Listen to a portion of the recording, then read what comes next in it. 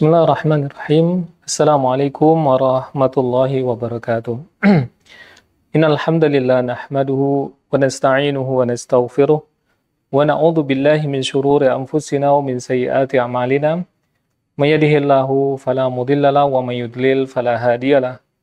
Asyhadu an la ilaha illallah wahdahu la syarika lahu wa asyhadu anna Muhammadan abduhu wa rasuluh sallallahu alaihi wasallam. Para pendengar yang dirahmati Allah Subhanahu wa taala, ada ancaman keras dari Nabi SAW terhadap 3 orang. Dalam sebuah hadis yang diriwayatkan oleh Imam Ahmad, dan hadis ini dipandang sahih dari jalur yang lainnya. Nabi mengatakan, "Thalathatun qad harramallahu alaihimul jannata, mudminul khamri wal 'aqu wad dayuthul ladzi yukirru fi ahlihi al-khubatha." Nabi mengatakan, 3 orang, kata Nabi SAW, yang benar-benar Allah haramkan dia untuk masuk surga. Yang pertama adalah mudminul khamri, yaitu pecandu khamar. Yang kedua, wal aku, yang durhaka kepada orang tua. Yang ketiga adalah waddayuthul ladzi yukirru fi ahlihi al-khubatha, yaitu suami yang dayuth, yang menyetujui terjadinya kekejian atau keburukan dalam rumah tangga. Para pemirsa, para pendengar yang dirahmati Allah Subhanahu wa taala. Di sini Nabi mengatakan ada 3 orang ya. Lalu 3 orang ini ancamannya diberikan dengan kalimat qad harramallahu alaihimul jannata. Sungguh benar-benar. Jadi ada kalimat atau kata taukid di situ. Atau takkid, penguatan. Nah, yang jelas Nabi tidak pernah berdosa, wahai pemirsa. Tapi kenapa Rasulullah SAW menggunakan kalimat taukid atau takkid ini? Nah, oleh karena itu kita harus mengerti ya, ketika Rasulullah SAW menggunakan kalimat sungguh, takkid atau taukid dalam bahasa Arab, berarti tolong hujamkan dalam hati kita, apa sih objek pembicaraan dari Nabi SAW? Jadi ada 3. Pertama, mudminul khamri, yaitu pecandu khamar. Nah, di sini mungkin kita tidak, ya mudah-mudahan kita dilindungi oleh Allah Subhanahu wa taala, kita mungkin tidak minum-minum khamar. Tapi tolong diingatkan kepada mungkin anak-anak remaja sekarang ini yang mereka candu minuman keras, apalagi narkoba, sampaikan kepada mereka, kamu itu terancam haram untuk masuk surga. Dan ini Nabi SAW yang menyampaikan seperti itu. Nah, yang kedua, wal aku, yaitu yang durhaka kepada orang tua. Nah, poin ini adalah poin yang penting bagi kita. Kenapa? Karena semua kita pasti punya orang tua. Dan tidak semua kita itu memiliki sikap yang baik kepada orang tua. Nah, ternyata wal aku, orang yang durhaka kepada orang tua, terancam haram untuk masuk surga. Ibnu Umar mengatakan, buka ul ummah al-uquq. Ya, tetesan air mata ibu itu adalah kedurhakaan. Salah satu indikator durhaka terhadap orang tua itu adalah air mata ibu yang menetes. Dari tingkah laku kita yang tidak baik. Banyak mungkin tingkah laku kita tidak baik, sehingga ibu meneteskan air mata. Oleh karena itu, para pendengar, para pemirsa yang dirahmati Allah, tolong jadi orang yang betul-betul berbakti kepada orang tua. Seandainya kita setiap hari, atau mungkin sekali seminggu lah, menjadikan orang tua menangis.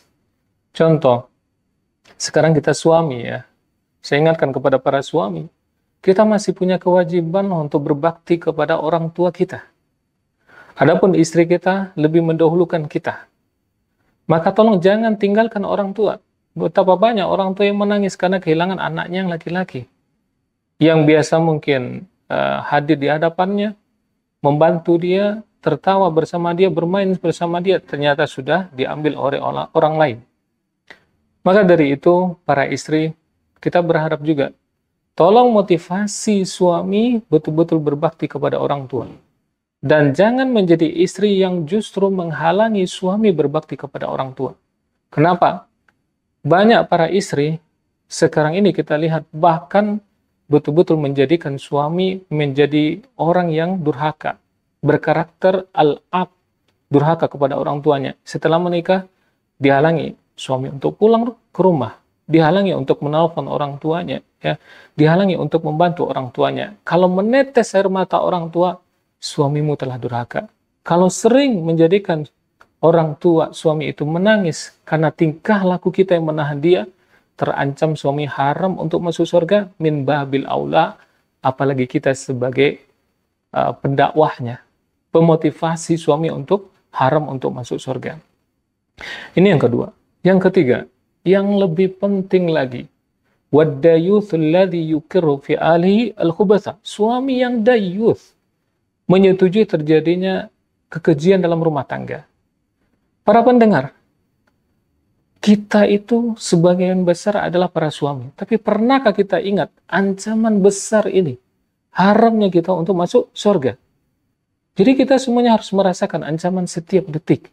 Kita haram untuk masuk surga. Pertanyaannya kapan? Ketika dayuth menyetujui terjadinya kekejian dalam rumah tangga. Contoh misal, istri yang keluar rumah tidak tutup aurat. Kalau bapak setuju Pak, dayuth, anak yang sudah haid ini dibiarkan tidak tutup aurat.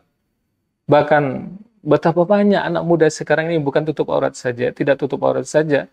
Bahkan mereka itu pergaulannya agak bebas. Kalau bapaknya setuju, dayuth. Nah, kalau seandainya sudah sering menyetujui hal-hal ini, maka dia dayuth.